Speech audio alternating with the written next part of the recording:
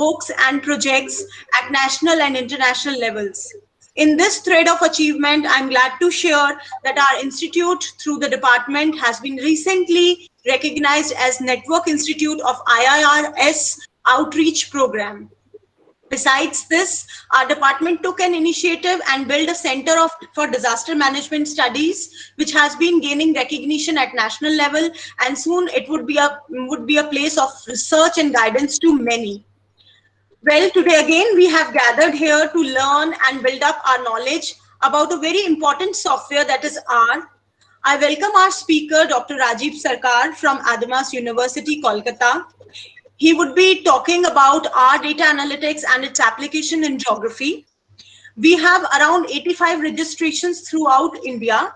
People have joined from University of Delhi, various colleges, University of North Bengal, Savitribai Phule University, Pune, Erin Group of Institutions, Alia University, Government Madhav Arts and Commerce, Ujjain University, Guru Gobind Singh University, GLS University, and many more. I once again welcome you all and request to proceed with the program. Thank you. Thank you, ma'am. Thank you, ma'am. Ma'am, I now request Dr. Neha, ma'am, to introduce us to our guest and resource person for today's workshop. Thank you, Nitin. On behalf of Geography Association, SBSC, Shaheed Bhagat Singh College, headed by Dr. Kavita Arora, I, Dr. Neha Arora, welcome our resource person for the workshop, Dr. Rajiv Sarkar, sir. Sir is an assistant professor in the Department of Geography, School of Basic and Applied Sciences, Adamas University. He completed his graduation from Chandan Government College in 2005 and post-graduation in 2007 with specialization in advanced gemology. He joined as Junior Research Fellow from 2011 and was awarded PhD in 2016. Yes, he has completed his postgraduate diploma in Applied Remote Sensing and GIS from Jadavpur University and postgraduate diploma in urban management and planning from Calcutta University in 2017. Sir has keen interest on applications, geospatial technology on environmental research, especially with R software environment. He is teaching R as a part of course curriculum and using it as a part of research since 2017. He has received numerous awards and distinctions and presented various articles and paper in renowned journals and books. We, faculty members and students, are privileged to have you serve with us, and we are keen to look forward to your workshop. Welcome you, sir, for the department, and thanks for accepting us the invitation. Thank you, sir. Thank you, ma'am. Thank you again for your humble presentation.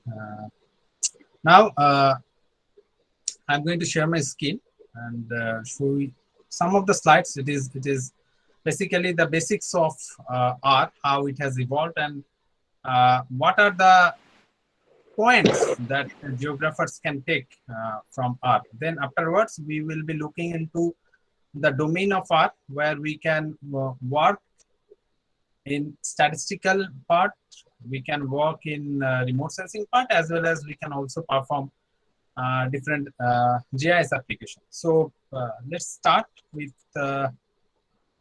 this slide presentation that is I'm going to share.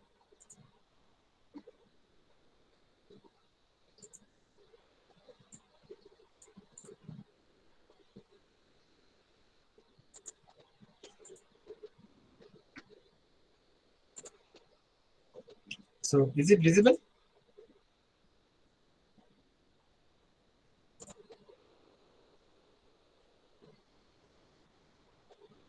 Yes, sir. Okay. Yes, sir, it's visible. Okay, thank you, ma'am.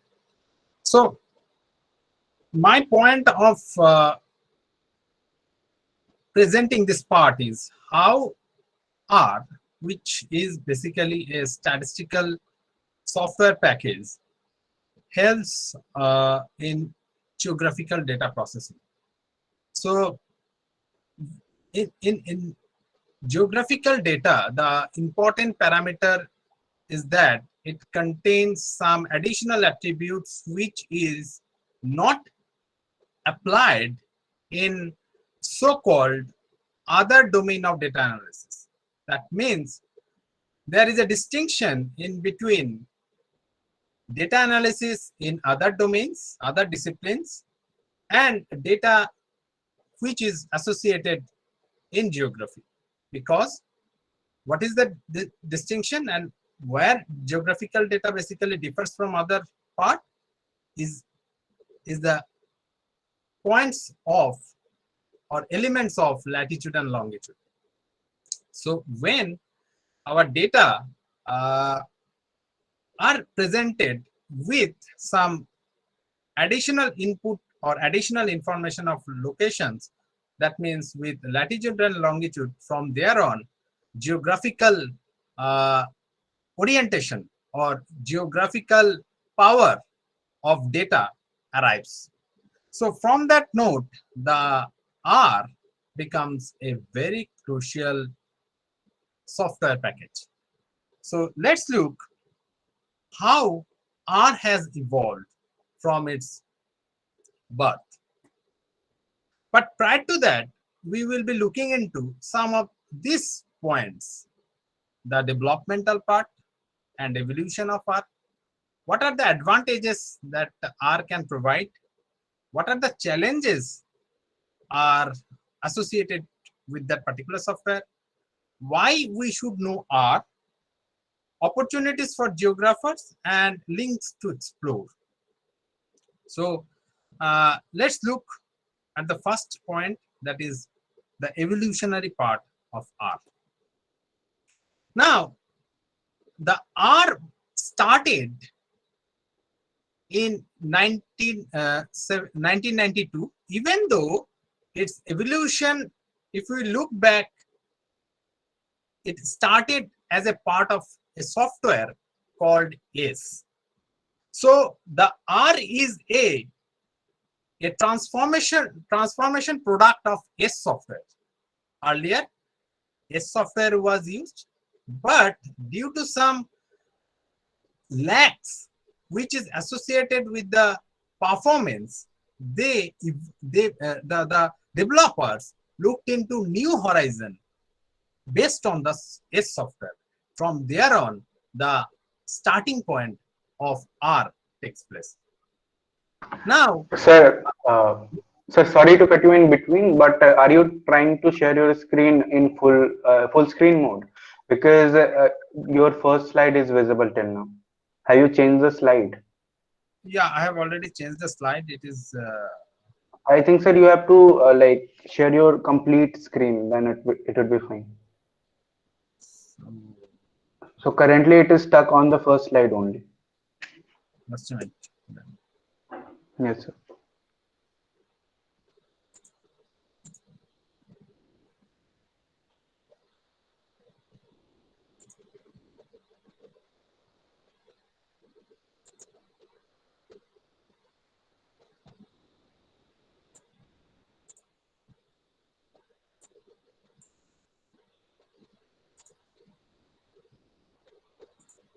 Is it visible now? Yes, sir. The slide is looking into the development of R. Yeah. So Yes. the point that I was discussing, the element how R has grown from the womb of S. Okay. Now, as we looked into the progress, it is 1992 specifically from where the scientist or developer like Robert Gentleman and Ross Ilka developed R based on the software or API called S. And if you look at the chronology, we can easily find out the maturity of the software itself. In the right hand side, we can see the picture of Robert Gentleman and Ross Ilka. And if you found that how it has progressed, how it has become so large that it incorporates near about 10,000 published package, and a large community are voluntarily participating in the development of the R software. In 1999, that is the prior to the 2000, the R project has established itself. It was a open source software evolution. It was started as a part of open source software. In 2003, our foundation started its journey, and the journal associated with this software came into 2009. So it started quite rapidly after 2010, and we get numerous updates from there on. So n number of updates come into every 2 months, and from 2013, from 3 version to 4 version in 2020 is observed. Even within this 3.0.0 to 4.0.0, huge number of updates have occurred. Okay. Now 2015, our consortium found with foundation of our participation. Our logo became established in 2016. CRAN exceeds its package or a library, which is more than now 10,000. And in 2020, we got most updated version, that is 4.0.0, which is currently running. And this is the total evolution of R itself. And we see a huge number of publications in the form of journals and books. And I have already discussed that a huge number of persons or scholars are devoting their time to develop this software in the part of their own work. So some of the scholars are developing this packages or library and sharing with us in the platform called GitHub. Okay. Now, if we look at the advantages, what are the advantages? Why R is becoming a buzzword? We now living in the era of big data, which is the one element revolutionizing the technological field, and geography is one of the part of this technological evolution.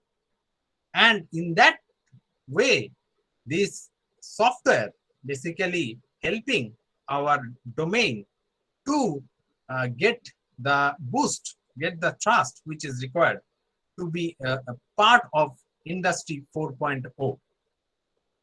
So if we look at the advantages, the first advantage that comes into play is the ability of this software to become and part of the open source forum or open source component. We called it free and open source software system, FOSS, and under that umbrella, R is one of the stakeholders. So what is the open source means? An open source language is a language on which we can work without any need for any license, and it is free, and R is part of that. We can contribute to the development of R by optimizing our package, developing new ones, and resolving issues. So you see that we are the persons whom can develop a code and share it with the others, and that will become part of the software system after getting tested and ratified. So one of the important parameters is that you do not need to buy this, and you can do your work at your own way without any delimitation regarding how and which way you want to use it. Second part is the platform is independent. So in which OS, operating system, you want to use that, that is not important over here. Or you can use this software in any platform. So R is platform independent, and as it is open, you can use it in a different platform like Mac, like Linux, or even in Windows. One example can be shown in this particular point is that if you use ArcGIS, which is one of the important proprietary software that geographers use to make maps, has this limitation. You cannot use this in Mac efficiently, even though there are supports, but in Mac, on which you need to buy with a heavy cost, cannot use if it is a software which is not purchased. Okay, so running independently on different platforms, or another point is that you cannot use it in Linux. ArcGIS cannot be used in Linux. Okay, so there are some issues of platform, and R is above that. You can use it in any platform. Now comes the third point, which is very much important at present day arena, that talks about machine learning operation. So what is machine learning operation? Machine learning operation is that part where we train the machine to learn from the data set, and the result that it get from the data is applied to other parts of the data and get the result. So it requires sample data to test the total population data. So that is the part of machine learning, and R allows it efficiently. So it says that R allows us to do various machine learning operations like classification and regression, and R provides various packages and features for developing artificial neural network, which is very important component of machine learning, and it is being applied by most of the scholars present days across the world. Fourth point is elementary support for data wrangling. So it allows you to play with the data with different packages. You can transform the data from one dimension to multi-dimension. You can compress the data from multi-dimension to simpler dimension. So it is the best part of it is you can play in whatever way you want with the R. Third, second part of this point of playing with the R is your visualization. So R gives you a very variety of visualization element. The output can be gathered from a whole number of points, and in that scenario, you can get good insight about the data using this software package. So quality of graphics is quite high in R software. Even the Linux platform of R provides most beautiful graphics in comparison to Windows operating system, due to its compatibility from the part of open source, and Linux is quite good in comparison to Windows in terms of providing the graphical components. Another point is that array of packages. Array of packages means the library or the apps type of thing we can consider in terms of Android platform. So huge number of packages are there which can be used for analyzing the data. As we know, R started as a statistical software package. The domination of R is basically handling of the data in whatever manner. It can be continuous data, it can be discrete data. So the major part is the statistics. It can handle any sort of statistics which is there to play with, or to unfold the character. And final part of advantage is it is continuously growing. As I have told that in just 25 odd years, it has grown to a very robust software system, which is now one of the key components for big data analysis or machine learning. So these are the points, these are the 8 points which talks clearly the advantages of R. Now, even though there are some large points of advantages or certain avenues which gives us better maneuvering capacity of large data with free of cost, but there are some challenges as well. So R has some limitations. This is very much clear. It is not that all things are good in the domain of R. What are they? Data handling. The major problem of R is that it occupies your RAM. It occupies your RAM, not ROM. Okay, so what amount of data you have, your ROM will be occupied. Okay, so this is a big drawback for R.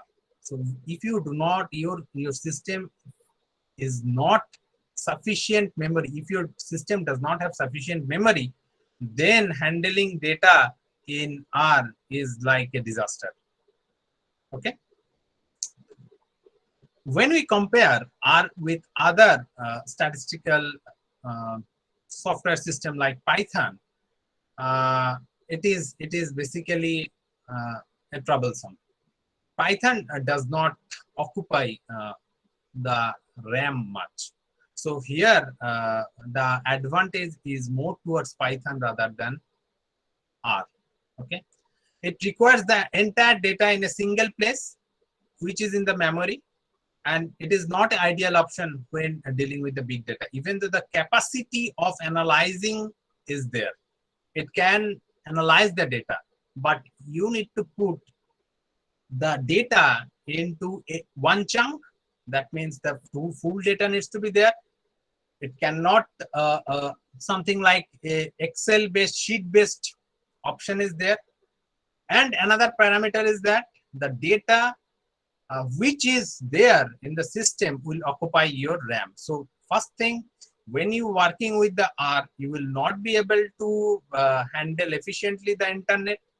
You will not be able to handle other heavy software efficiently if your RAM is of high quantum. So that is the one of the largest challenges regarding R. Second part is the basic security. R lacks it. There is no point regarding hiding this part that R lacks the security. It is for that reason it is advised, if you are working on some confidential data rather than R, use Python. And the point leads to another complication in the domain of R is that web applications are restricted, even though it can be performed, but web applications through R is not much found. Okay. Complicated language. You need to understand the nitty-gritties prior to jumping into the art domain. What are the points that you need to look? How you can develop your data set. It is not that you can write the way you want the file name. File name needs to be in certain format.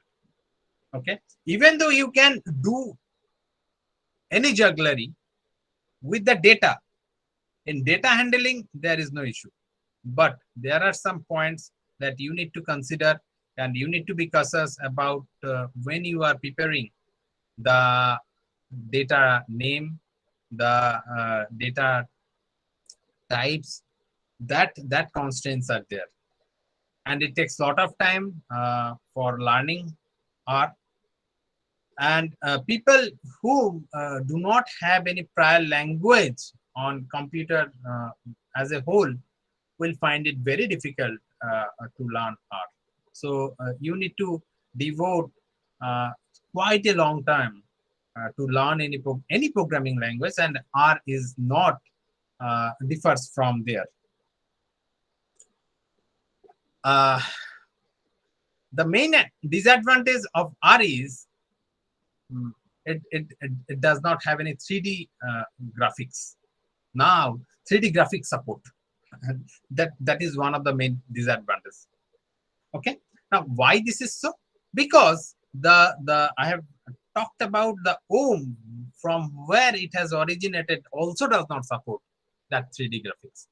So as AS does not support 3D graphics, R also is not efficient enough, even though it has matured, not efficient enough to support the 3D graphics. Say, for example, we can see 3D visualization in your city engine, which is associated with the ESRI, or any other 3D software like Blender, which is one of the free software based on which we can perform 3D presentation, or even 𝐾𝐀𝐓𝐀 related data that cannot be efficiently performed within R itself.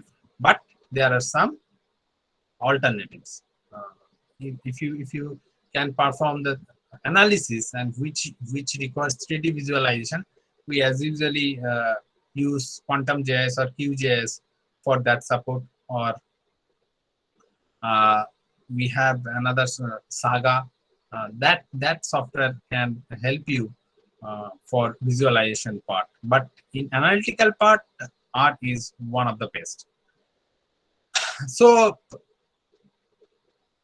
laser speed is another point. So I have already discussed that as it occupies the RAM, so you will feel that your machine is getting slower when you are using the software R.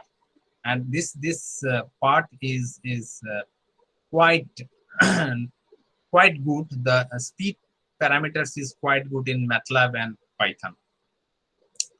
Speed across various packages.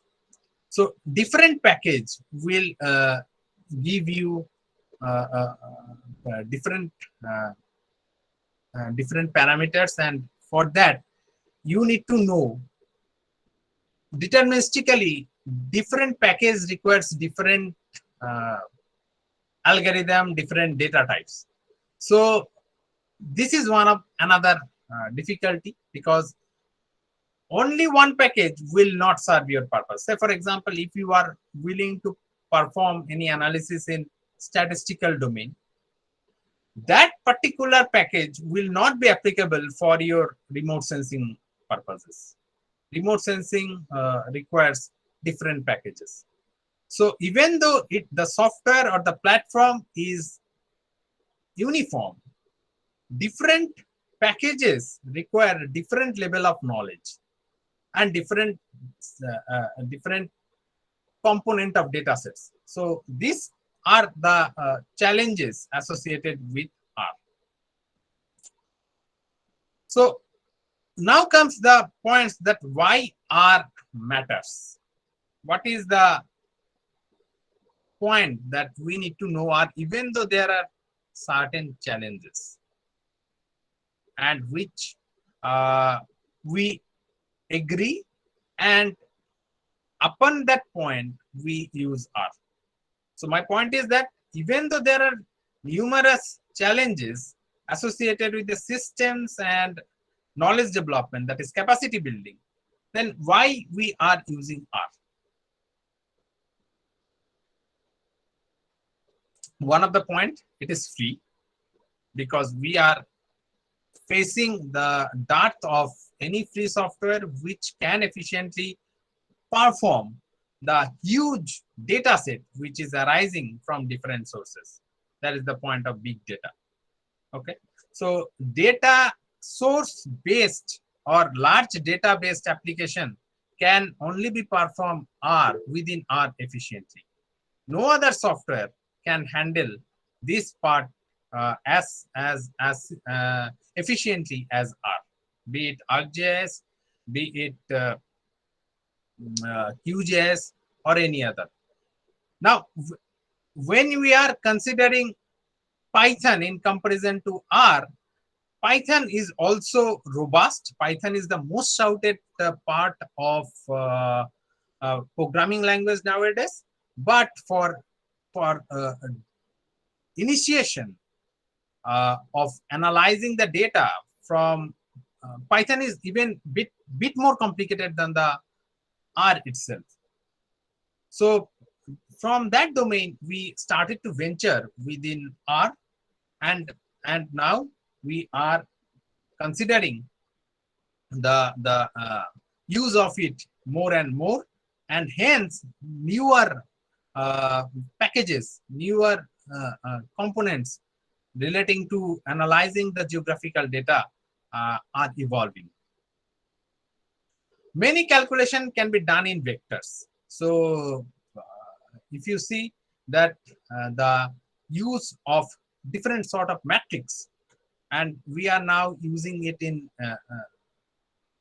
many of the fields, that components or that analysis give an edge over other software packages, that is GUI based software packages. This is a statistical language. That is one other part that can understand a whole lot of all the statistical parameters, be it in different disciplines, can be performed in a single platform. That is one of the major advantages. That is why this software is used across the globe in academic arena and as well as the different corporate sectors. With R, you can develop amazing web apps. Now it is developing. Another part is that as this is a program-based, the popularity is higher. Even though in the geographical domain it is not as much popular as compared to the other GIS software, but it is gaining its popularity. And in statistical domain, those who are interested in statistics, or those who are associated with the mathematics and statistics, use this software package for their data science purpose. So that is one of the reasons why this learning of this software is very much crucial nowadays. And finally, it is lucrative career. So I have it offers lucrative career because now the companies, now the different organizations do not like to pay much for software purposes, and even it is also true for the government sectors as well. if you apply for any DST project or any other project which is supported by the government of India and the state government as well, they do not see that the project investigator put much emphasis on purchasing his or her software. Rather, they prefer to give that project an emphasis where the purchase part of software is less and technical capacity building is given more priority. So this is one of the way by which you can augment your career by just putting more emphasis or by playing with the software itself. You may have certain difficulty, but there is a very large community working for solving your problems. So on that part, yeah, you can have the confidence to start your journey with R without much hesitation. In this particular slide, I have a small video that I just wanted to share with you, that why we should know R.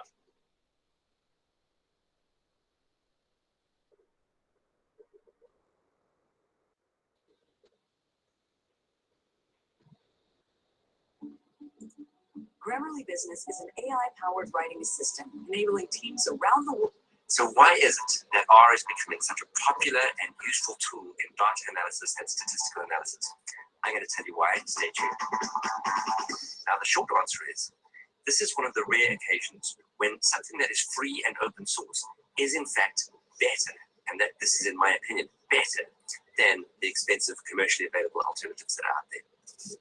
And if you don't believe me, just look at the trends. There are masses of people moving from SPSS to R, from Stata to R, from SAS to R. I don't see anybody moving the other direction.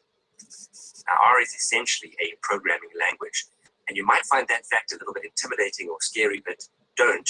And you'll see when I do the little demonstration at the end of the video that it's not difficult to use, that it's relatively intuitive, and you can learn it, and there's loads and loads of support out there if you need it.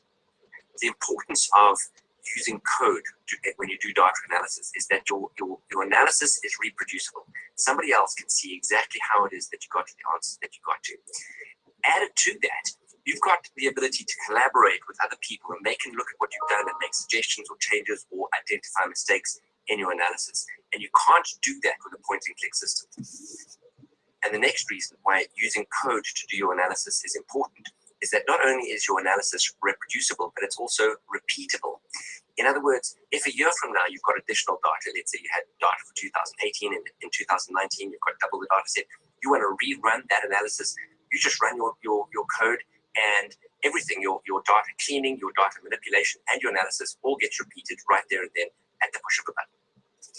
Now, one of the most exciting things about R is because it's open source, you've got people all over the world writing packages, and packages are things that you can install and use that deal with very specific data analytic problems. And these are free, and there are literally thousands of them. Another big advantage of using R is that it has incredible data visualization and graphics capabilities. In fact, in that sense, it beats any other package hands down. It's a slam dunk, nothing comes close. Right, now I'm going to do a short demonstration just to show you that using a programming language to do analysis is not difficult, it's not scary, it's relatively simple. Okay, so watch this. So in this particular example, I have got a little data frame called friends. I click on that, and we can see it over here. We've got some variables and some observations. I'm looking at age and height and see what we can do with those. Basically, the way the coding works is you apply a function to an object. So in this case, a function might be the mean. We want to know the mean of age, which is the object, which is 23. We might want to know the median of the height. We can plot a histogram of the age, or plot age against height. And we might want to know if there is a statistically significant correlation between age and height. And as we can see in this particular case there. Right, so clearly writing code is not that scary at all. I mean, I haven't broken out into a sweat. You'll notice I don't have a tremor, I don't have a heart palpitation, I haven't fallen over dead. I've actually survived. It's not difficult. It's not scary. You can do it. If you're interested in learning R, then why don't you subscribe to this channel, follow the videos. I'm going to start off by just talking you through how to install R, how to install RStudio, which is where you're going to write the code. And then we're going to go through everything, data analysis, data manipulation, data visualization, all the way up to machine learning and AI. Thanks for watching. Leave your comments and questions in the discussion section below. See you soon.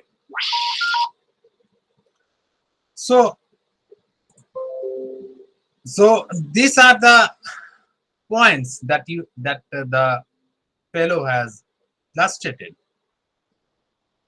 The advantages of R, how easy it is for us to just use certain codes for retrieving or finding out the unfolding points which is not there within the data that we need to extract. So that is how the software is efficient.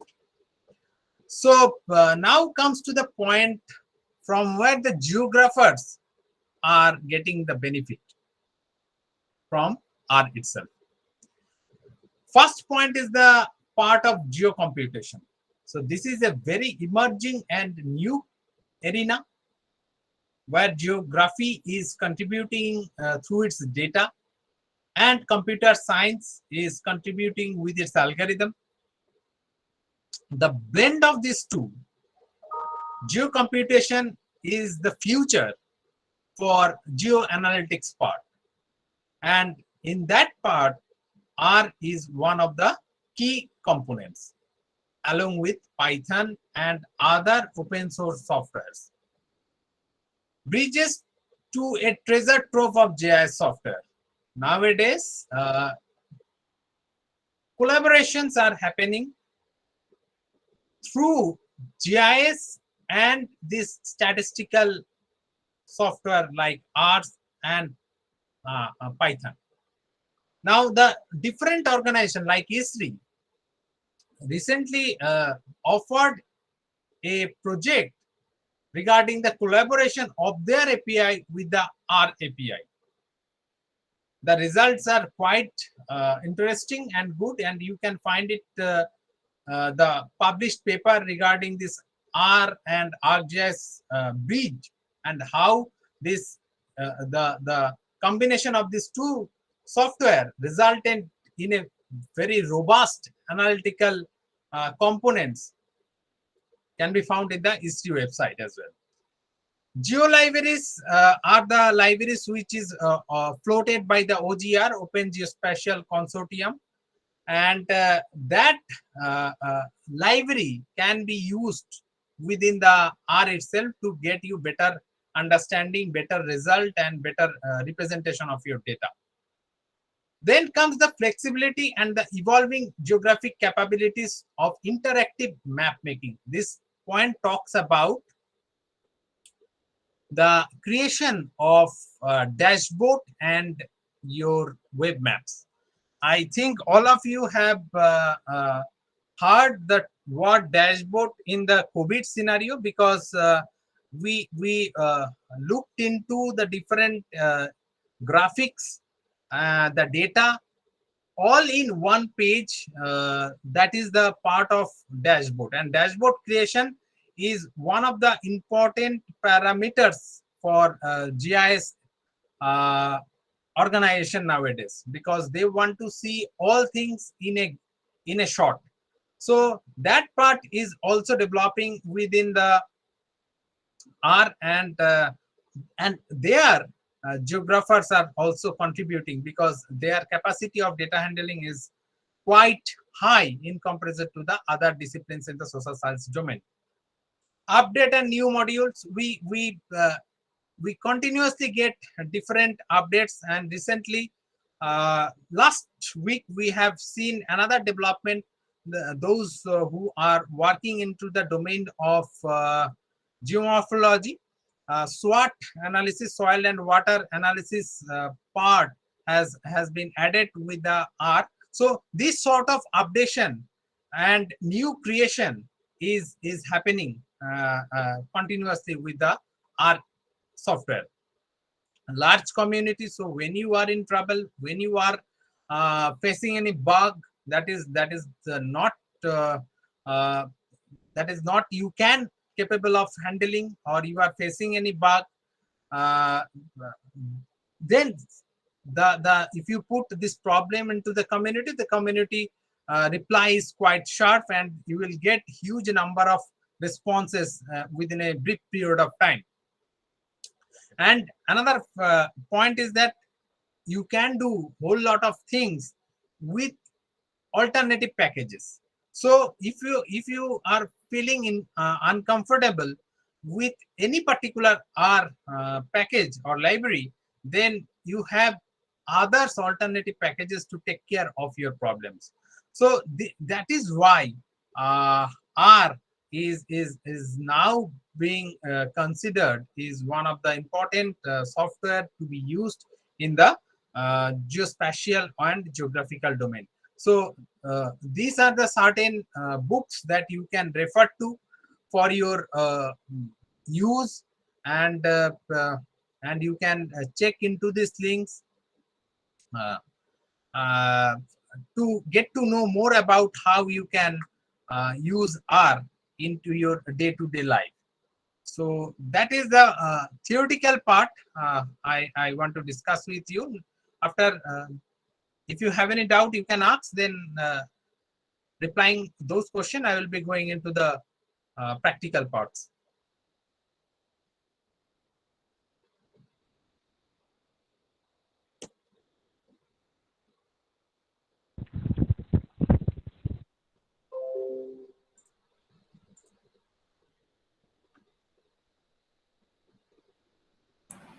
So it seems there is no question in chat box. Actually, ma'am, I have one question. Can I? Yeah. Yes, sir. Yes, Shubham. Yeah, carry on. Thank you so much, sir, for explaining such a detailed manner. First thing that I have question, while dealing the statistical data, we have SPSS, Python, and this R2. So which is more better? As we are dealing, SPSS is very easy to learn and to tackle it down. So learning R will be more better. Can you please put light on this? First thing is that. Second thing is that if I am going to learn Python or R, from where I can get the expertise of these things? Can you, sir, please tell me about this also? Yeah, I will be discussing about the points. Thank you, Shubham, for your question. Now, the point is that if you are comparing between R and SPSS, then the most important part is that you need to buy SPSS, or you will get it from the internet, which is a pirated software. Okay. Now, if you are not buying it, then certain points are there in terms of publication. You need to declare whether, in certain journals, you need to declare whether your software is purchased or not. Okay. So there is some ethical issue. In the point of R, you do not need to face that. Number one point. So purchase or having money is one of the point. If you do not have money, then you need to put your time. But if you have money, then you can use SPSS. Number one point. Number 2 point is that in terms of packages, in terms of the different applicability, SPSS does not have all the components that is associated with R. Say, for example, will SPSS be able to perform remote sensing data analysis? The answer is no. Will SPSS be able to perform vector analysis, that is GIS data analysis? The answer is again no. Will the SPSS be able to perform machine learning? The answer is again no. So if you are comparing SPSS with R, then the advantage is with the R itself.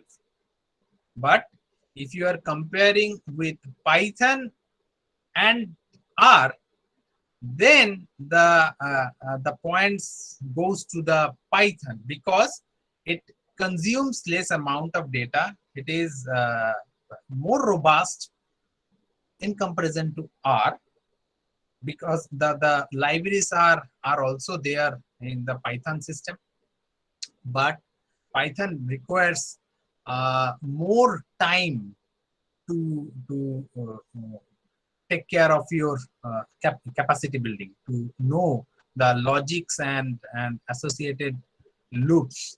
Okay, so if you are comparing three software, R remains in the middle portion. Okay, Python is superior, SPSS is inferior to R. Am I clear? Yes, sir. Thank you so much, sir. And then now the second part of the question was that from where we can get Yeah. expertise of the Python or R. Yeah, you can. I have given you the link that that I will be sharing in the chat box after the completion of the total session. There, from there onwards, you can learn. And if you just write R software, you will find a whole lot of free domains where from where you can start learning, because as we know that 10,000 hours is required. It is a thumb rule that if you devote 10,000 hours, then you will be able to get the proper skill set against a software. You now consider how many hours you devoted to learn the ArcGIS. If you count that, it will be close to that amount. Even though some of the points of ArcGIS is even not known to us very well. 10,000 hours is quite a long time, and you can write down R in your Google. Certain parameters will come. You can learn from Udemy. You can learn from Coursera. You can learn from Simply Learn. You can learn from even LinkedIn. That platforms provide you a good number of courses regarding R. Udemy is a good one. It costs less, and you can learn from there. Sure, sir. Thank you so much, sir. Okay. Any more question? Is there any question?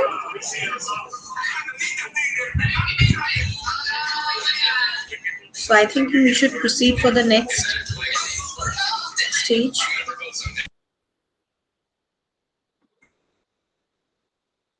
Okay. So in the next stage, I will be sharing my screen, but I just wanted to start it from 340 minutes, so that I. Hello. Yeah, so you want to take screen break? Yeah. 5 minutes. Okay, Yeah. sir. Fine, sir. Okay. So, Dr. Rashmi, so let us remain here only. Yeah, we can he can take a 5-minute break, and we can start after 5 minutes. Okay. Yeah, sure. Thank you. Thank you. Thank you.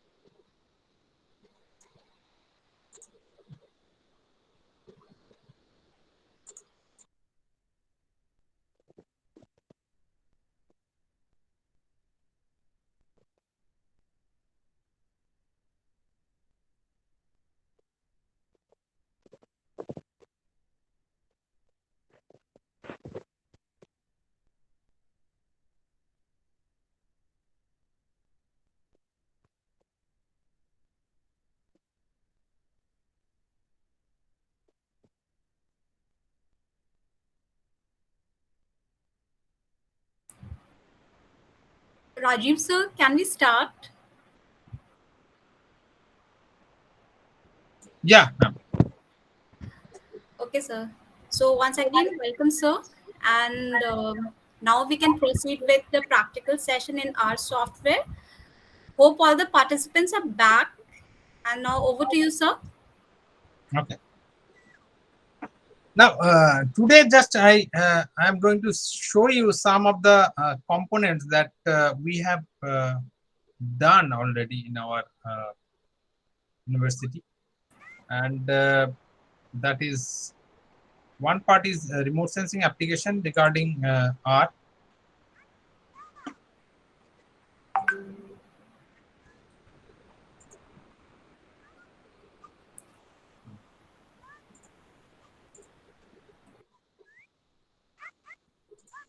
Is it visible?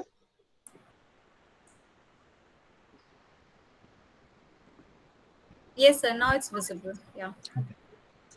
So R, there are two parts or software with the R. One is R itself and another is R Studio. So R software itself is basically console, which does not require any compiler, and R Studio is basically the a version of graphical user interface, which is more conducive in handling the software system. Now, what can be done in the R console can be done in the or can be replicated within the R Studio as well. So you can write down in your Google R. There will be two parts. Just I am showing it to you so that you can get a better idea.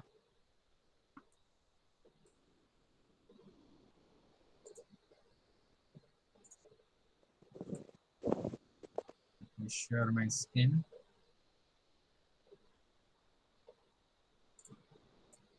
So if you write down R Studio,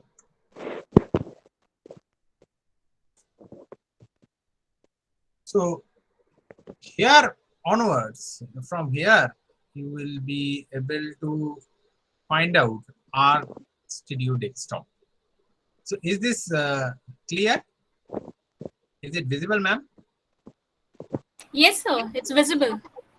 So if you just scroll down, you will be able to find the download R Studio Desktop. Okay, and now it has been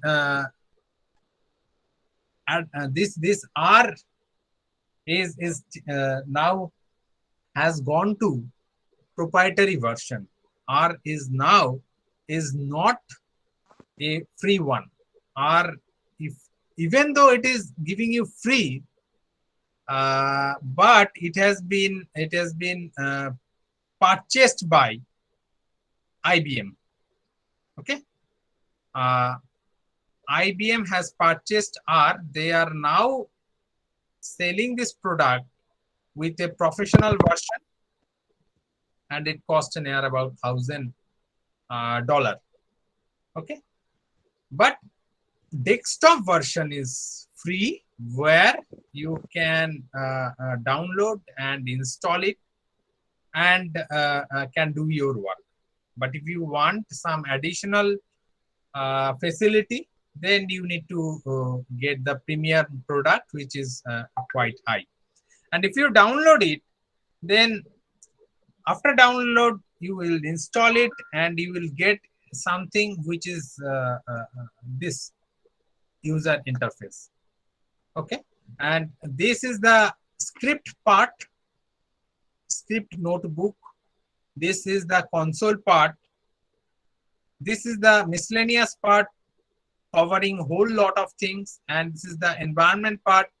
That is the point of your output, which is being generated within the R, or the components which you can extract from, or you can import or export this performance, or these components is analyzed or reflected within this environment history connection domain. So this is the area where we write different codes. This is the points, or this is the console part where the processing takes place. This is the output generation part. The output which is generated with a name comes into this arena, and this is the area where different files, packages are populated. So if you want to use files, say for example, we want SP package is one of the packages which is very much used in geography. Okay, and if you look classes and methods of spatial data, so this SP package is within this packages part, and clicking it down basically install this package from the net, fetch it down and install within your system. So when you say that I just wanted to use, say for example, say for example this raster. This raster is a geographical data analysis and modeling related package. Package means something like app. Okay. Now when you click it down, you see the library is getting installed. Okay, in the left hand side. So this is the processing area. Console area is the processing area. Script is the area where you write different functions, where you write different algorithms, and the output which is generated with a name of your script is shown into this particular component. Okay. So this is the part. Now we move into the another section. Okay. Now how and what we can do into this script. So whatever components or data you like to write, so it is something like your calculator. So if you say that I just to add some numericals, so for example 1 plus 7, okay, and this 1 plus 7, you just to name it that my S is equal to 1 plus 7. So how to run this code? So to run this code, you can give it a name, or you just run this code within this line. So you see that within the console, you will get the result 8. Is it clear?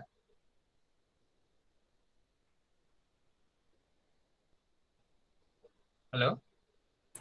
Yes, sir. Yes, sir. Yes. Okay. So if you want to give this output a name, then you need to first declare. This is something like mathematics. Say for example, S is equal to 1 plus 7. Then what should be the S? So run S. This is something like that. So S is equal to 8. Is it clear? So S become your name of the output. Okay. Similarly, if you want to add any sort of data, you want any sort of calculation, be it your continuous data. If you can prepare your matrix that is also possible over here. But what I want to show you that in most of the cases, the geographers basically have their questionnaire in human geographical background, or in most cases what we need to do, we need to prepare a questionnaire, then we need to make a survey. The result of the survey is populated within the Excel. Now, how we can use the Excel data set within our RStudio? So we have a Excel data which is prepared within Excel, MS Excel, and now we want to use that particular Excel in our R. That particular Excel file needs to be represented into our R. So how we can do that? So to do that, we need to install a software package called Read Excel. So we need to use a package called install package bracket Read Excel. Install package Read Excel.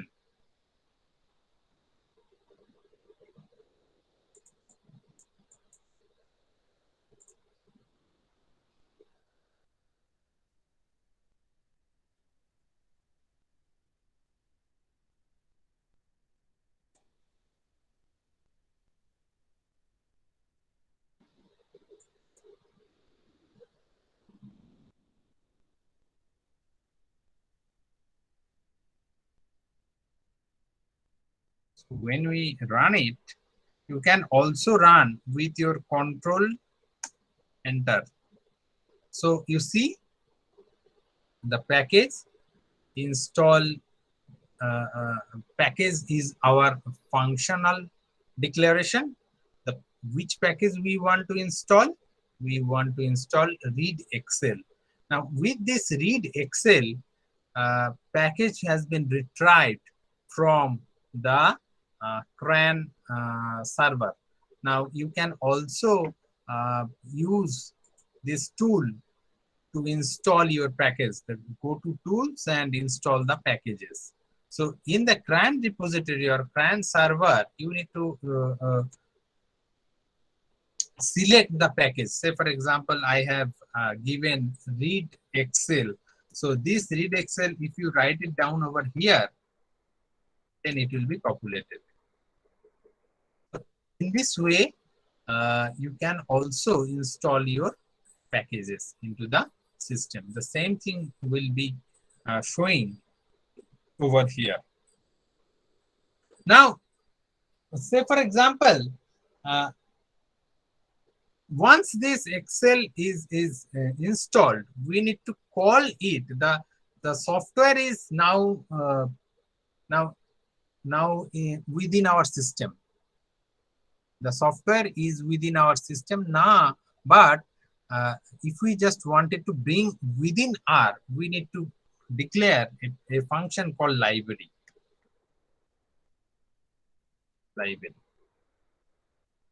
And within library, we need to call again the Read Excel. And need to run it. Okay, so my Read Excel package is ready for operation. So is it clear? So this is how, when you do anything, when you perform anything, you need to declare your functions. Okay, we need to declare your functions first, then you need to call the library. So what is required? That you need to know which library performs which function. There are literatures. So so where from I know, sir, which function is available with which library? So if you click on the viewer, if you click on the if you click on the help, you will get whole lot of the help is the part of your manual. So if you click on help, in that help, whatever you are looking for, say for example, I am looking for Excel format or Excel sheets. So what is that about the Excel sheet? What sort of code I need to use are populated over here. Okay. The any points that you have in your mind and you are not finding the actual path to follow, then you have the opportunity to go into the help section, write it down that where you are got stuck, and a list of components will arise to help you out. So this help section is very much crucial to understand what we can do with a particular software. Okay. Now, if we just want to add a particular file, the code we need to use is read Excel function. So we have already declared our library, and within the library we need to fetch out one of the files. And say for example, my files is named as X. So what should be my my code, final code to retrieve my data from the Excel sheet?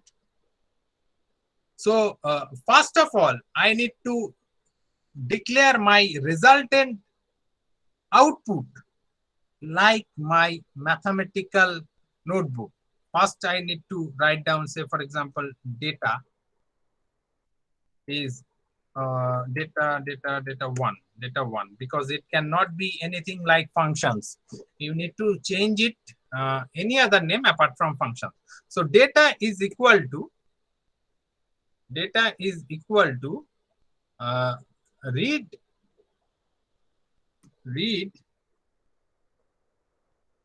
dot Excel. That you see that it has already arrived. Now what it says, read Excel path comma sheet. Okay, and these two things if you put, then your data will be able to get from Excel to the R environment. Is it okay? So read Excel.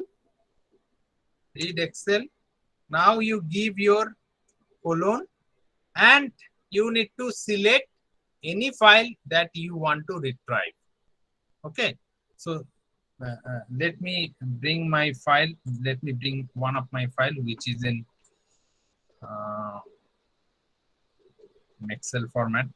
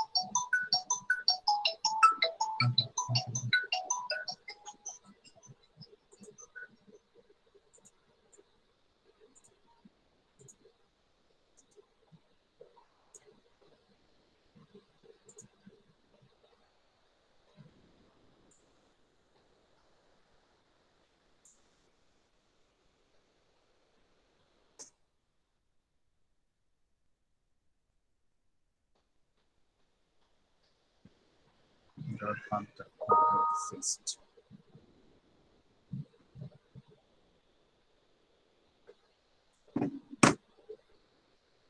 So it is showing the error path does not exist. There are some issues because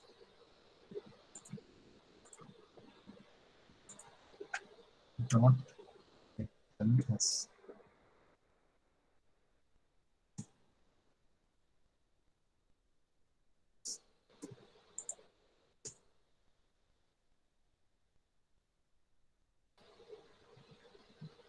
the Russian issues against it. Dixon.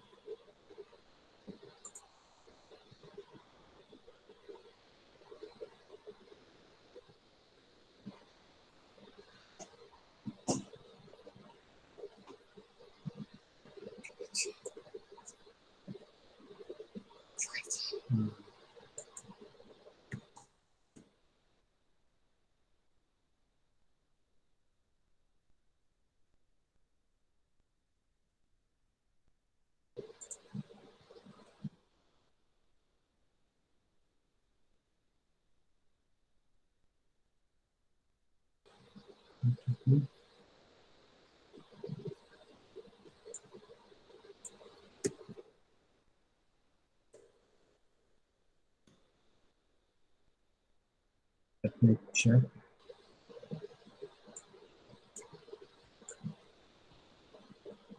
One.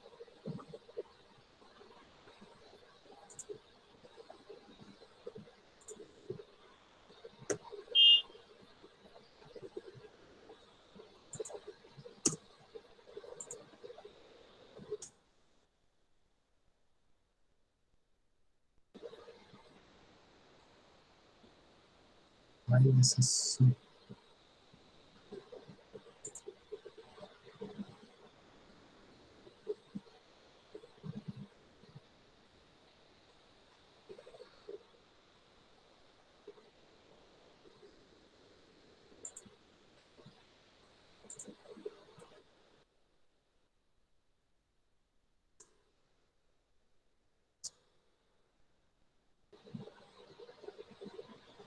so this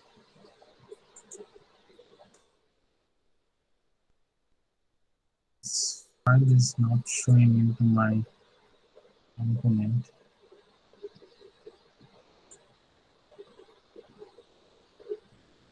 So let's try with some another data.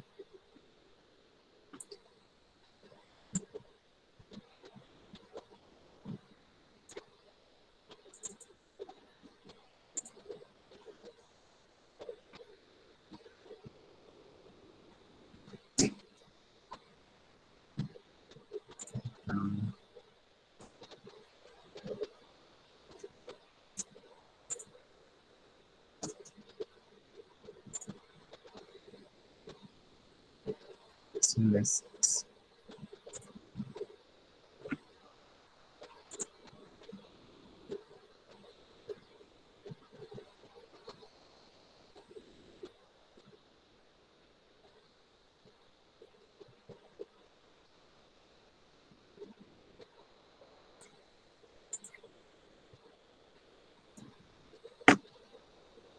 S6 read Excel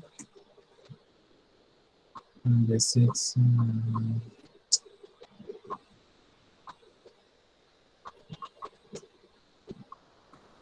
read Excel.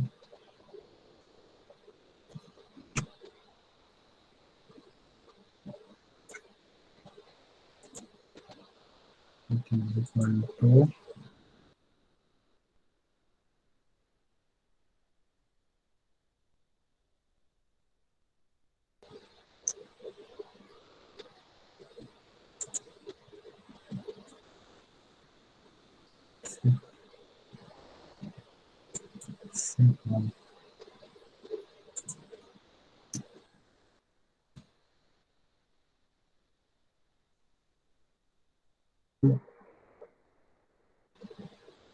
it's not showing the path. I don't know why.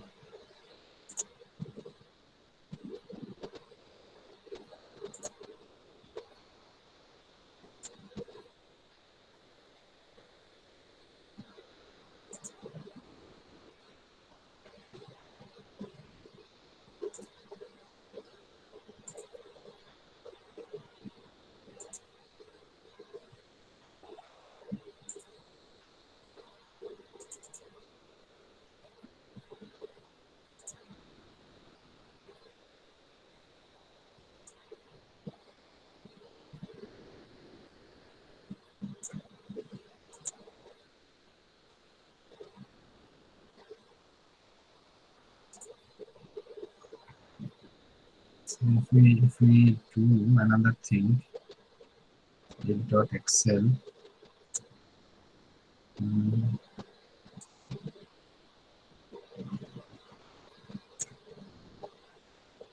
Let's try with some another data.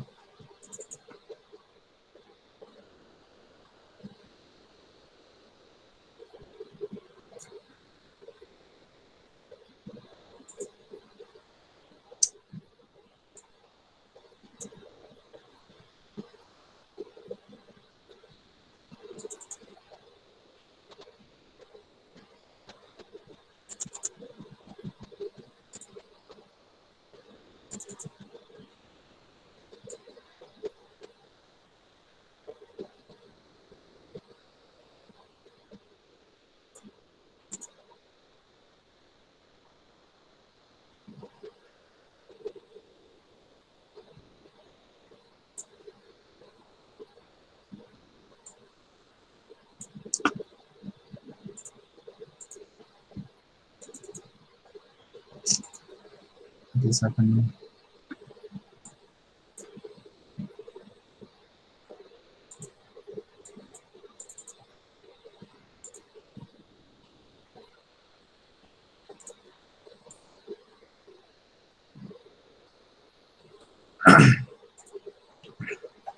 Okay, let me show you some of the, it is as it is giving me trouble, let me show you some of the works that we have done with R. After that I am showing you that part.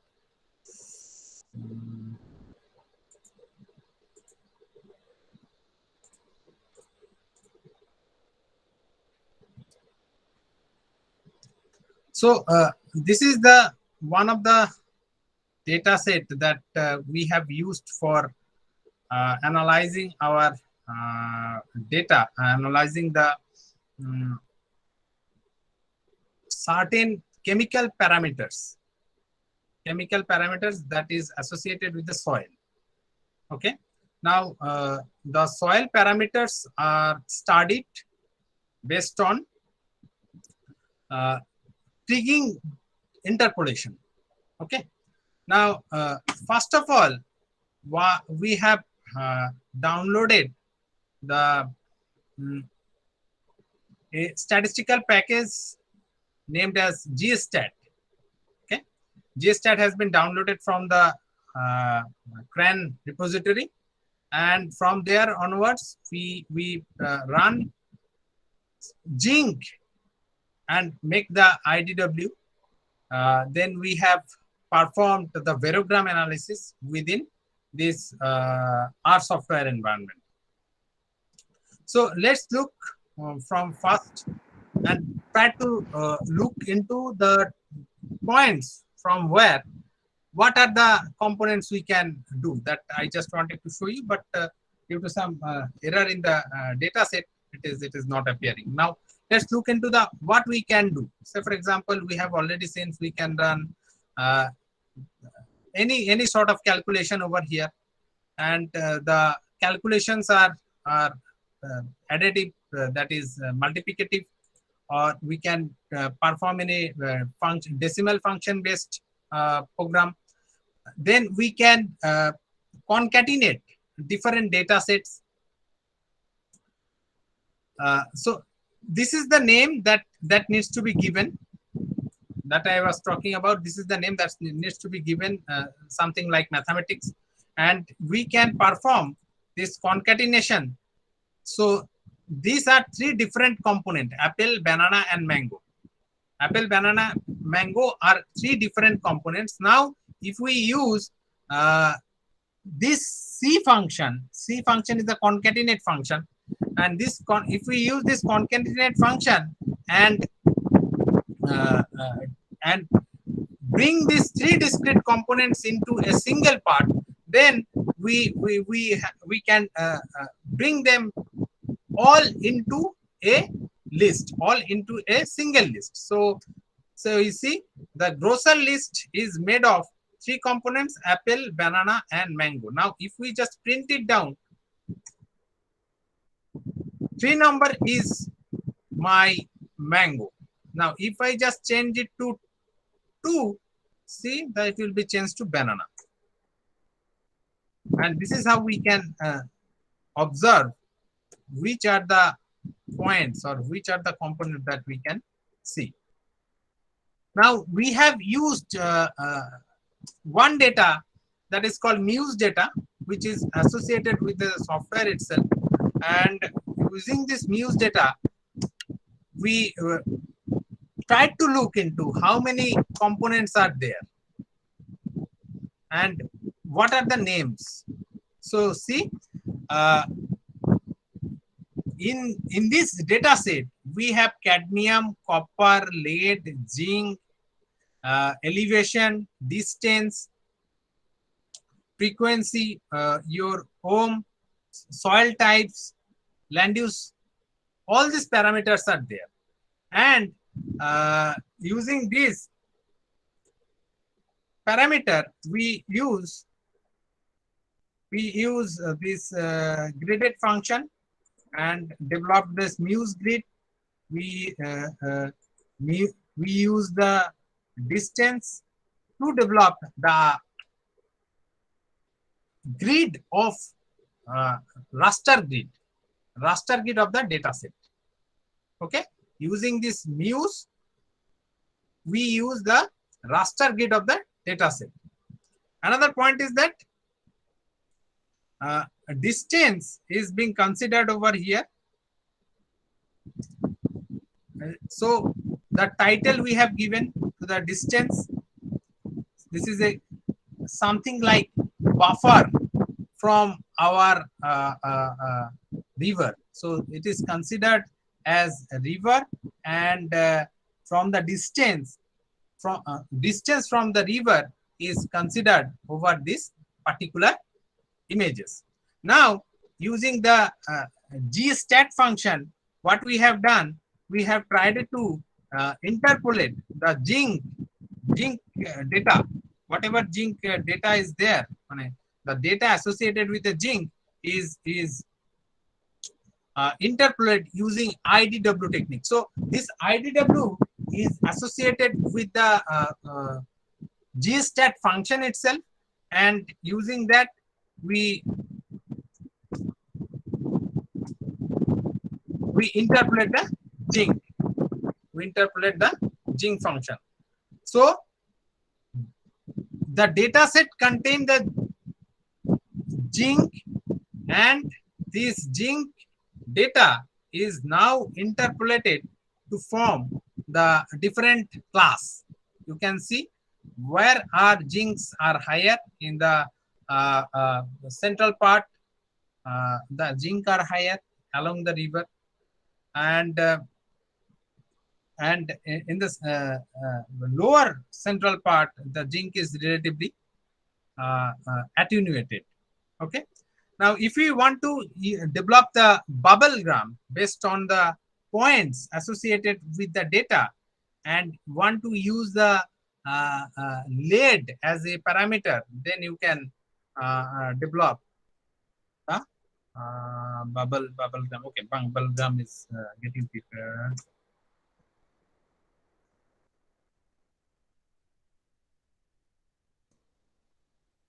In distance from river, W.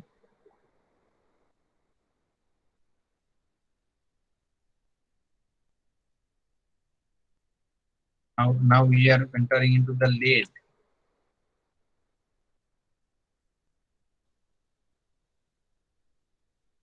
It is late interpolation. So just wait. So this is the late interpolation. Prior it was zinc, now it is lead. But I have already told you that it may take some time for your data to interpret, because the RAM is high RAM quantity is required. Now, if you look the interpolation of lead, after that, if you check the summary of the data itself, Then you will see what are the maximum minimum value, what are the first quartile, mean, median. All these parameters can be seen with a single code called summary. So the data you need to put, the data you need to have within your, this is not a data set which is exclusively containing the information about lat and long. XY are your longitude and latitude, okay, and all the parameters, cadmium, copper, lead, zinc, elevation, distance, ohm, frequency, land use, all these parameters are associated with this X and Y, okay. Now this is the summary table that you can prepare with your data set as well. If you write down summary, the whatever parameters are associated with your data will be represented in this format. Now using this data set and using the column zinc, we wanted to create a virogram. So virogram functions has been used to create our virogram of the data. Virogram is basically finding out the autocorrelation part among the different data points using lag time. What is the tendency that in x-axis, if the distance increase, what is the points associated with the y-axis? Is the value of y-axis is also increased or not? That is the point for a virogram, and which is very much essential for your Kriging interpolation.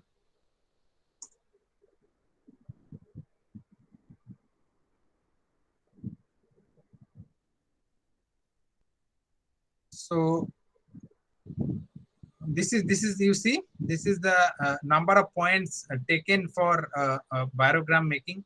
That this is the sample points, and this is the mean distance. This is the amount of coefficient for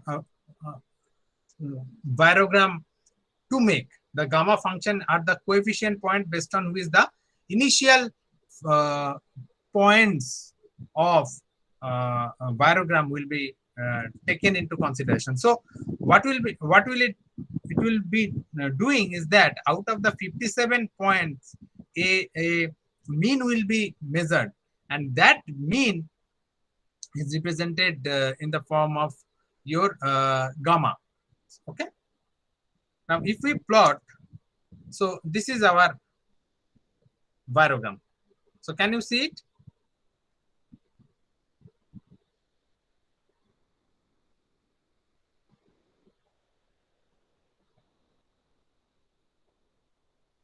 Hello? Yes, sir. We can see, sir. Okay. Now, if we can change this virogram based on the distance parameter and the models. Okay, we are using here the spherical models. So we have already plotted our virogram. Now it is taking some time.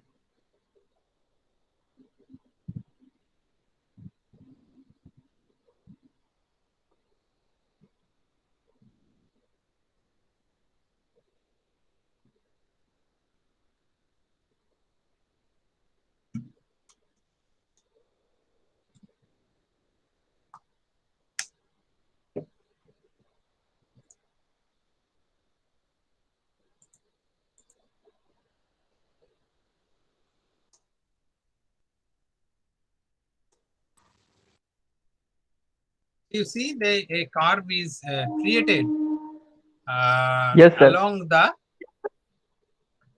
points. The curve is created along the points. Now, how you can actually save this graph? How we can actually save this graph? Now, on the graph, you will see that a export command is there. Right click and save as image.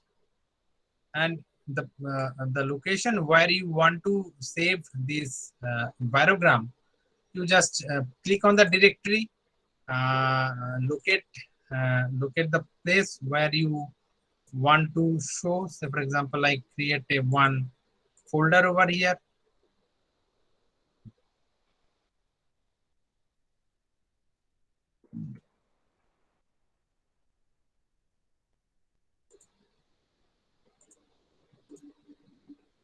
And this is a written as tutorial one, and I save this. So within this tutorial one, it will be saved. Okay, so you can save it from this export part. Now in the second part, if we want to use this virogram for my interpolation, for my kriging interpolation, then I need to use the 𝐾𝐬𝐬𝐢𝐜 function and use this kriging Krg function to make my data set for kriging purposes. So if we just click it, just taking some time.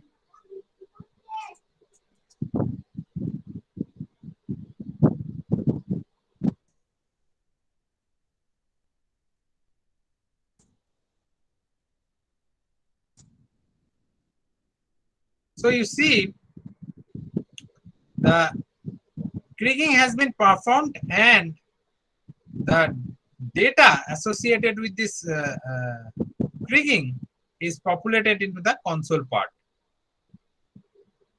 And when we plot it,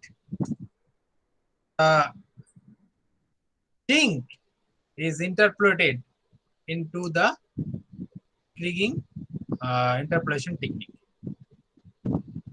And if you just wanted to give a title, write title and give your what sort of heading you require within the title command, you can write it down. So you see how easy it is for us to make a kriging interpolation with only 5 to 6 lines of command, and which requires a bit difficult if you are using ArcGIS.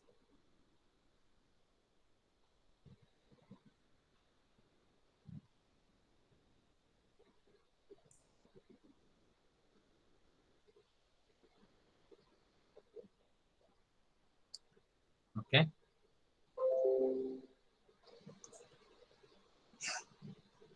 Now, again, on the same data, we have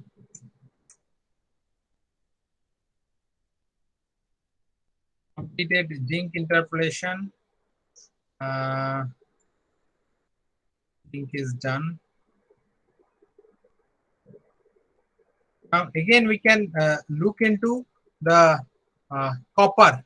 We have also looked into the copper, and this copper is again interpolated using this virogram. So we have made the similar sort of things and populated with this part and this. Now you see, one model is your spherical model and another is your exponential model. So you can play with the exponential and spatial model, and for the part of kriging, you need to look into the nugget, partial seal, and range. Okay, so these parameters are also populated over here. And which model is to apply? Which model is to apply? It depends on the how smoothly it is going through the different points. Okay. One for spherical model and one for your exponential model. We as usually tried to find out the curve which is basically going through the different points as a point of factor of our analysis. Finally, we have used this variogram for comparing different data sets using different alpha values and different distance parameter, and this has been populated into our section where we can see different diagram has arisen. So these are all associated with the variogram manipulation.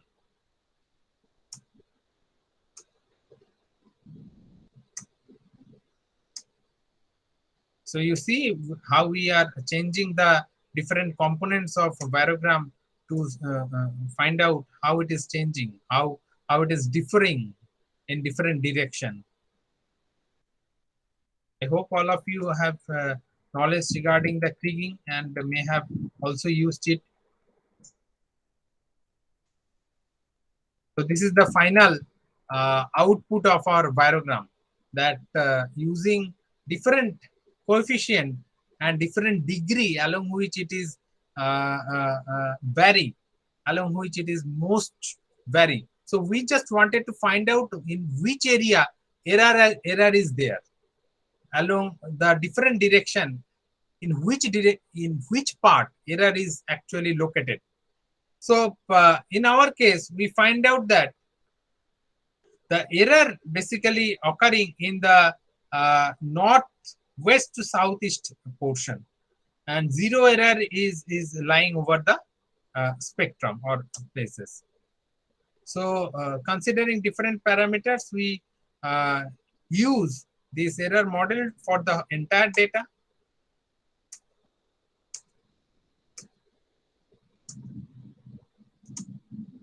And final variogram is developed. This is the points associated with the data. If you want to see the values of the data, then you can use this plot VMG on the file name that is there, and you need to write it down the sign along which it will be plotted.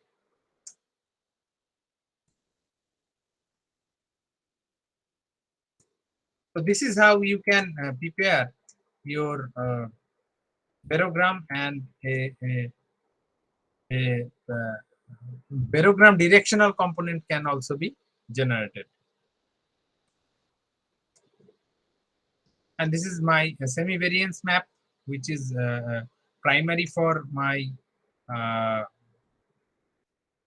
kriging interpolation.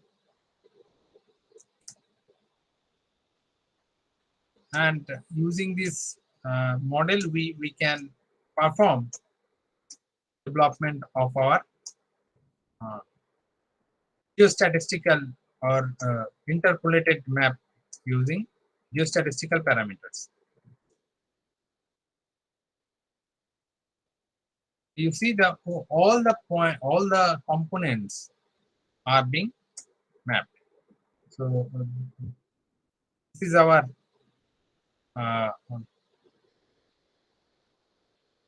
variogram, cross variogram development. Okay, so cross variography is important related to how you 𝐾𝐀 for development of the 𝐾𝐀, we use cross variogram model. So this is the part associated with the GIS. Okay, now if we look into the remote sensing part, then again we have used different bands for our remote sensing purposes.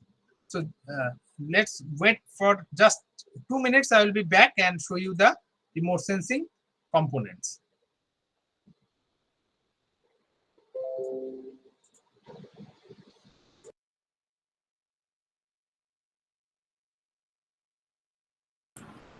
So now we take a 2-minute short break.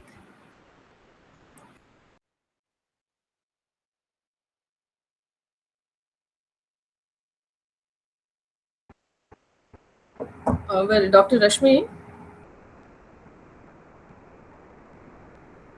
Yeah, ma'am. before moving to remote sensing part, I would suggest take a few questions on this section. Then let the Dr. Rajiv come back after the break. So, if any of the participants have questions on this section, Okay, ma'am. Sure, ma'am.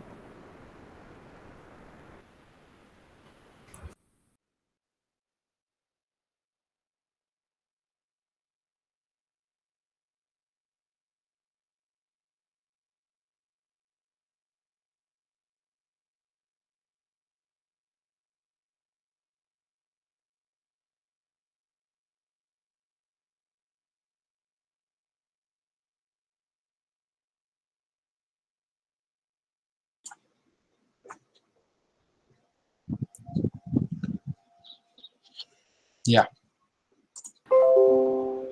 Yes, sir. So, Yeah. can we take some questions from the audience Yeah. if they have it all? So, I request audience to ask question or put their queries in the chat box.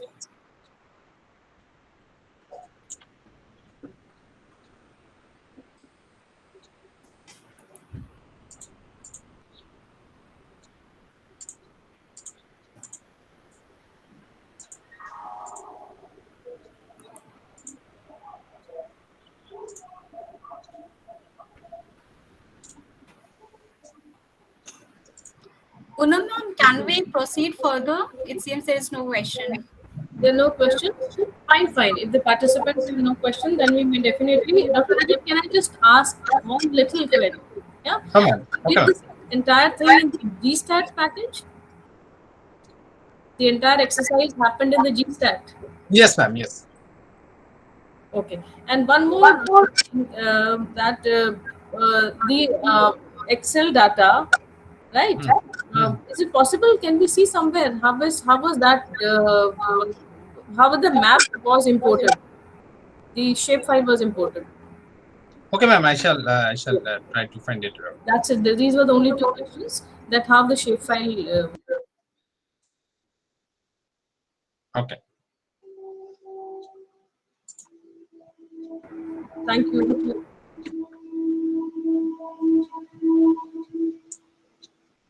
Okay, then we are moving towards the remote sensing part.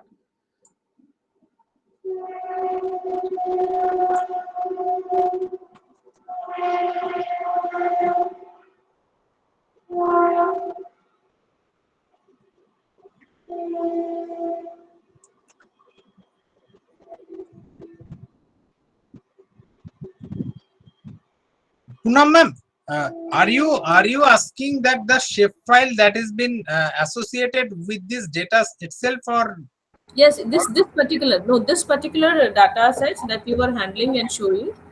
yeah? So what I'm understanding, there is an Excel sheet where we have all the kind of data, right? Yeah, Muse file is there. Yeah, This file is there, right? So yeah, that file is an Excel sheet.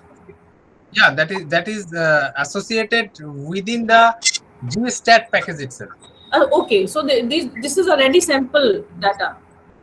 Yeah, this is a Okay, simple data, and we use this data for showing up to the students that the things that we can do with the GStat packages. okay. So in a case where, for example, some students are working for something, right? Yeah, So they would be having a shapefile, right? And they yeah. would be having some associated attribute data, right? So Mhm, in mhm. that case, when they will begin, they will have to have a map there, the shapefile imported there. Yeah, they need to bring their shapefile into the our packages with get WD and Okay, set fine. WD direct set Yeah, WD function that is fine. there in the remote sensing part. They will be Right. able to find out Fine. how they can bring the Yeah, data within uh, the R itself. fine. Thank you. You may please proceed. Okay.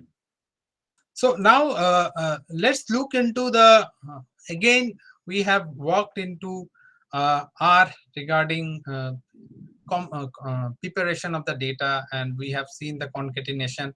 Now you can also look into how to create a matrix. If you want to create a matrix, you need to use the function called matrix, and matrix needs to be again concatenated, and you need to define the number of rows and columns, and by row needs to be true. So it will be creating the things into the row by row section. Okay. Now this is my name of the file. This is my name of the file, that is band1, and after that I tell band1 is equal to my matrix, and if I just call this band1, and you see the matrix is created. Okay. So in this similar, So your screen is not visible to us. sorry. Yeah, again. So you can see this is the band1. This is my function matrix. This is concatenation of different values that I want to bring into a single frame. I want to divide my data set into 2 rows and 3 columns, and my data needs to be read into rows. So I write by row is equal to true. So when I click this, my data set get ready, and when I click band1 to populate, it shows the matrix is developed. And the things can similarly be done into the land use land cover, and you can develop the land use land cover itself. Okay. Now if you want to find out mean, so now we are entering into the continuous data set rather than discrete data set. So if we want to, say for example, find out band1 mean, so you see, so what is the band1? Band1 is the amalgamation of all these points. Band1 is the amalgamation of all these points. Okay. Now if we want to create an NDVI with a function, then how we can do it? Now this NDVI function is this is the point you basically improvise. This is the part from where you can actually create your own algorithm. So first of all, you need to define the two values of input. So for example, band3 and band4 is my input. I am not going to give you the remote sensing data. I just wanted to give you a glimpse how we can actually develop an algorithm within the R itself. So for that, we need to define two input parameters. So for example, band3 whose mean value is 0.45 and band4 whose mean value is 0.62. Now how we can develop the NDVI? So for that reason, we need to use the function as a component. We need to define function. So function is to use these two band 3 and band 4, and we need to declare a ratio. So NDVI is measured, and after that we need to return our band ratio as a part of our preparation of NDVI. So this is the function. We can use this function as to make NDWI, NDBI, and all other ratio parameters itself. So let's look. So it has been measured, and using these two functions, two inputs, better to say, two inputs, we can measure NDVI.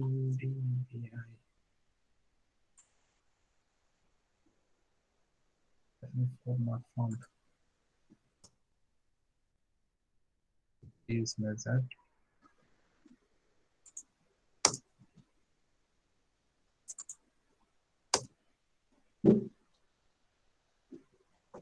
So it's not found.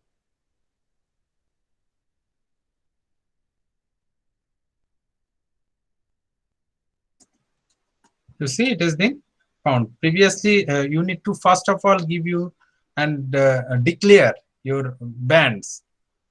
Otherwise, it will show you some error. So when you show that this is my bands or this is my inputs, you can perform this task. Again, I am showing you for NDWI, band 5 and band 6. NDWI is declared, NDWI is run. Now I show you the end result of these two bands. Now, to perform any remote sensing based application, we need to use different packages. Now, these packages first of all needs to be downloaded from the repository, R repository, that is rgdal. And after that, using the library, we can perform different functions associated with the remote sensing application. Say, for example, we can perform classification, we can perform your accuracy assessment, we can perform machine learning based applications, wavelet functions, any sort of data can be analyzed within this particular packages of R.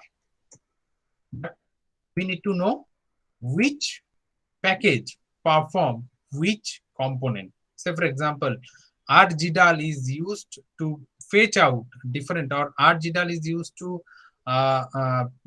represent the different data set. It is basically a package which can read different data set from different sources.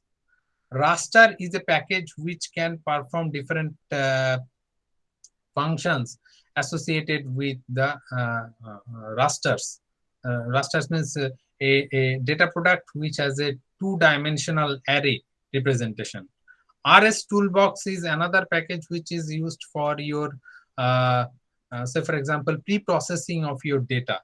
ggplot is used for representation of different graphical representation associated with any data sources. It can be statistical, it can be vector based, or it can be raster based. Grid data, you know, grid data is grid extra is another package associated with the remote sensing data products. And finally, we see the SP package for spatial data analysis.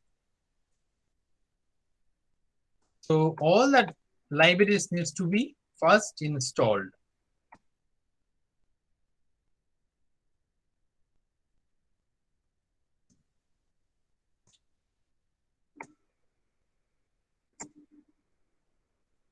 GIS tool is another package for GIS data product. Color brewer is for your developing different colors.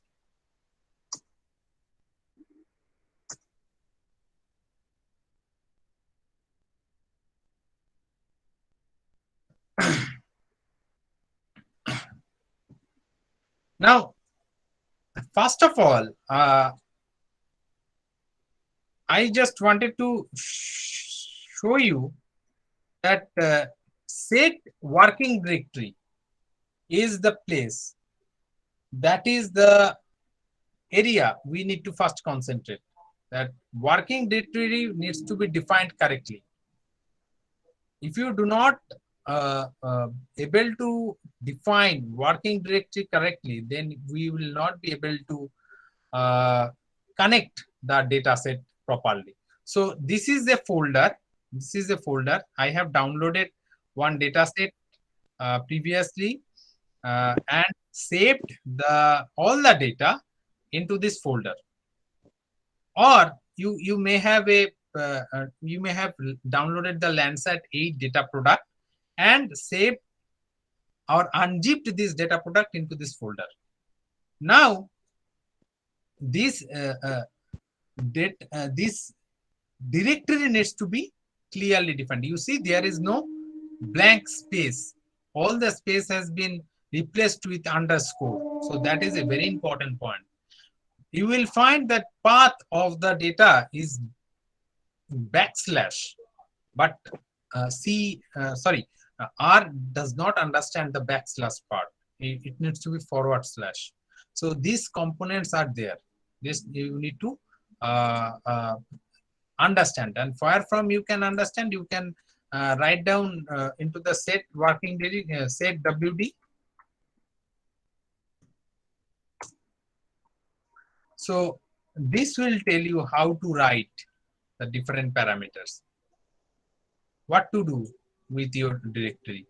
So if you just seen the files, it will give you the n number of points associated with your data.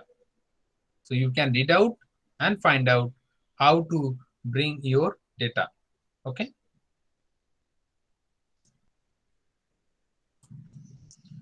So we have this track is not found.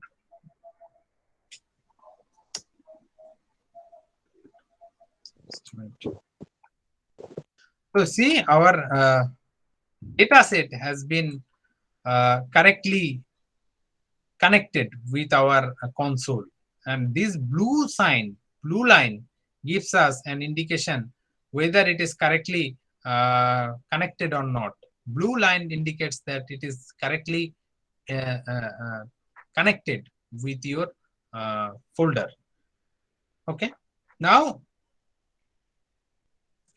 if we want to find out the different data types, data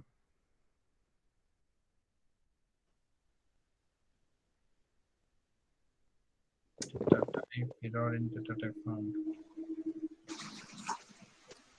First of all, let me check the data track.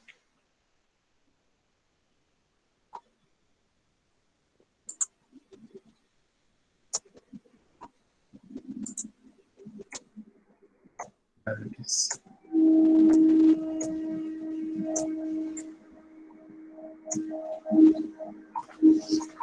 Wait a second.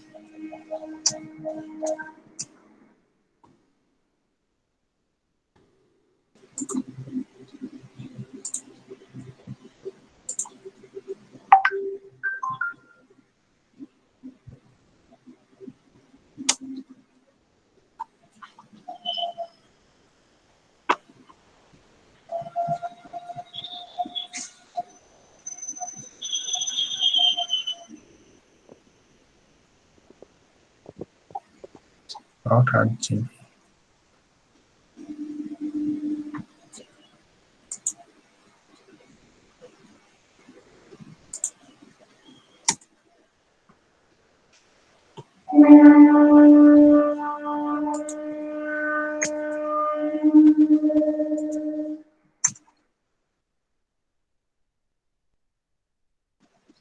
So why this is so little?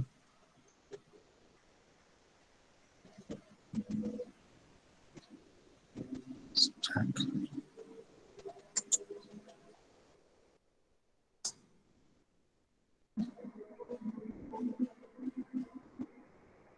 Check.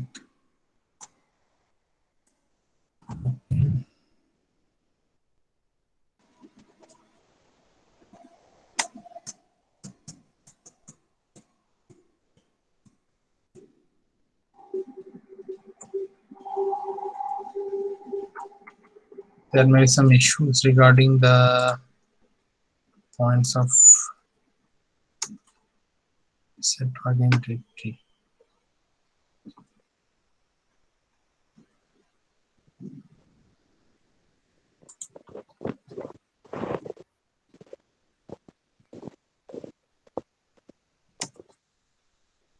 What it is saying top layer is.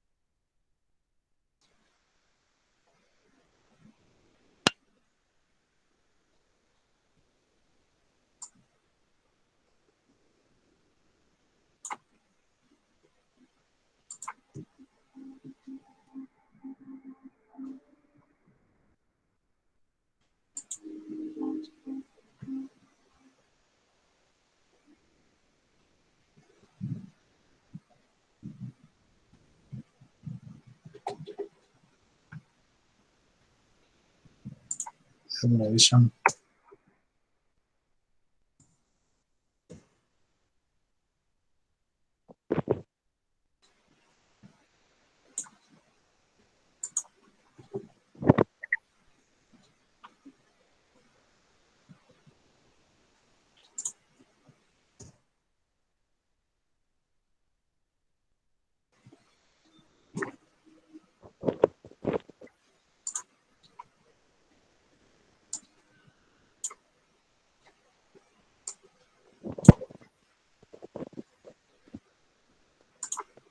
Just a minute.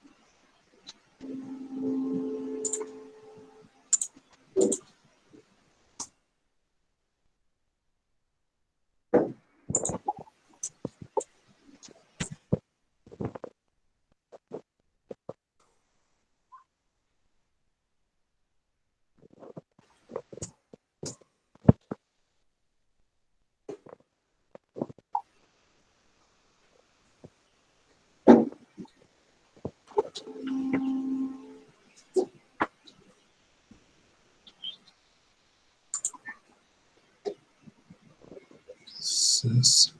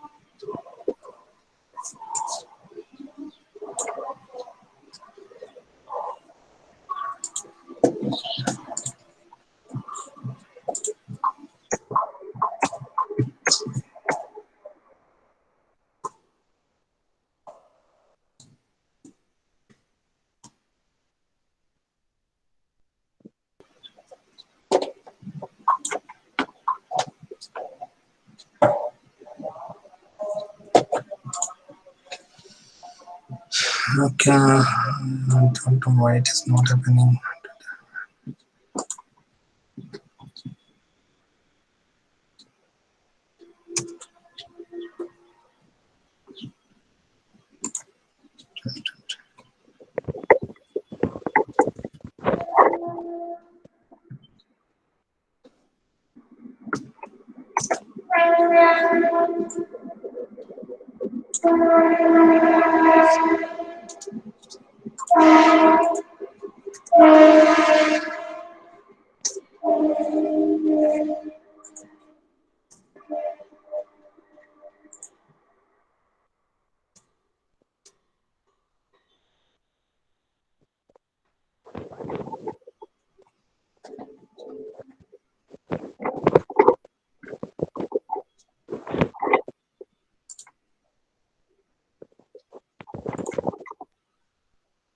Okay, ma'am, it is giving me some trouble. I will look into this points and positively get back to you and send you the codes. Yeah, sure. No issues. So that's the part, ma'am. Things can be done over here, and even though there are some issues regarding the codes and components, sometimes it requires a lot of time to execute of the different codes. So, but R is very efficient in handling large data set, and nowadays it is that is why it is being used heavily. Okay, sir.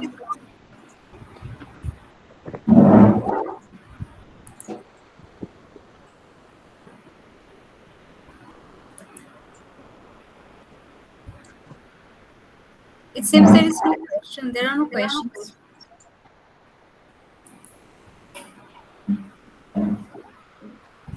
Nitin, I'll be sending you the correct codes after this part. This looks okay over here, but I don't know why it is not being updated correctly. no issues, sir. Yeah, Nitin. Thank you, ma'am. Thank you very much, sir. It was a very, very fruitful and insightful session. So, as we reach the conclusion of this session, I request Dr. Rashmi Rani Anand ma'am to please give the vote of thanks. Yeah, thank you, Nitin. On behalf of Department of Geography, Shaheed Bhagat Singh College Organizing Committee, I take immense pleasure to propose a vote of thanks to our resource person, Dr. Rajiv Sarkar sir, for very engaging and extremely relevant topic on our data analytics. Sir, indeed, it was a wonderful learning experience, and I'm very thankful to you for sparing your precious time and agreeing on taking session on R and giving us exposure to what magic we can create with R to our spatial and non-spatial data, and how geostatistical part can be done in R. Thank you, sir, once again. Moving further, I extend my heartfelt thanks to Dr. Swati Rajput ma'am, our teacher in charge, and Dr. Kavita Arora ma'am, our staff advisor, for being exceptionally helpful in conceptualizing the theme. I also extend my deep regards to our principal sir, Dr. Anil Sardana sir, and other faculty members for extending their constant support. Moving further, I also extend my hearty thanks to student team working very hard behind the scene for this workshop. I'm thankful to Pratyush, Analya, Nitin, and all the other students working for this workshop. Trust me, you all are a dedicated team. And lastly, I extend my gratitude to all the participants who have joined us from different universities and colleges for their patient learning and listening and making this event a success. The Department of Geography look forward for your future participation as well. So thank you everyone and have a wonderful evening. Thank you, ma'am. Thank you, Dr. Rajiv. Thank you, ma'am. Thank you, sir. Thank you, Dr. Rashmi. Thank you. Thank you, ma'am. So we end this meeting here.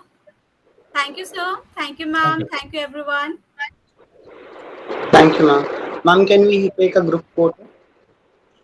Okay, yeah, sure. So I request everyone to put on their cameras on.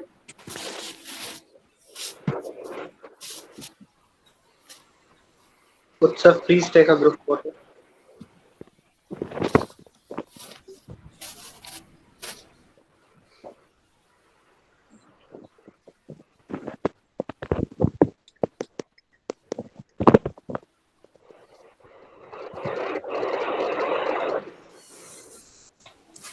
Is it done? Yes, ma'am. Thank you, everyone. Thank you. Okay, thank you. Thank you so much. Bye. Thank you, ma'am. Thank you, sir.